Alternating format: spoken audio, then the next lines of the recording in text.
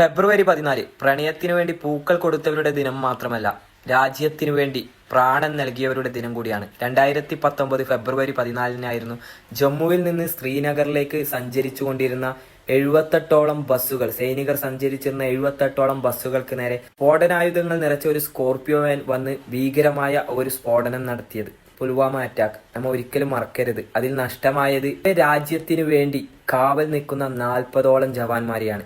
ഇവരെയൊക്കെയല്ലേ നമ്മൾ ഈ ഒരു ദിനത്തിൽ ഓർത്തിരിക്കേണ്ടത്. ഇന്ന് നമ്മുടെ ഇന്ത്യയിൽ രാജ്യത്തോട് ആത്മാർത്ഥതയുള്ള ആര് ഉണ്ട് എന്ന് ചോദിച്ചാൽ എല്ലാവർക്കും ഒറ്റ സ്വരത്തിൽ പറയാൻ പറ്റുന്നത് ഇന്ത്യൻ മിലിറ്ററി എന്ന് മാത്രമേ ഉള്ളൂ. വേറെ ആർക്കാണ് നമ്മുടെ രാജ്യത്തോട് ഇത്ര സ്നേഹമുള്ളത്? രാജ്യത്തെ സ്നേഹിച്ച് ജീവൻ നൽകിയ ഇതുപോലുള്ള ജവാന്മാരുടെ ദിനം കൂടിയാണ് ഈ ഒരു ഫെബ്രുവരി 14 എന്ന് പറയുന്നത്. പൂക്കൾ നൽകി പ്രണയം സൃഷ്ടിക്കുമ്പോൾ ഇതുകൂടി നമ്മൾ ഓർത്തുവെച്ചാൽ നല്ലത്. ഇതെല്ലാം മറന്ന് നമ്മളൊരു രാജ്യസ്നേഹിയാണ് എന്ന് പറഞ്ഞിട്ട് എന്തർത്ഥാണുള്ളത്?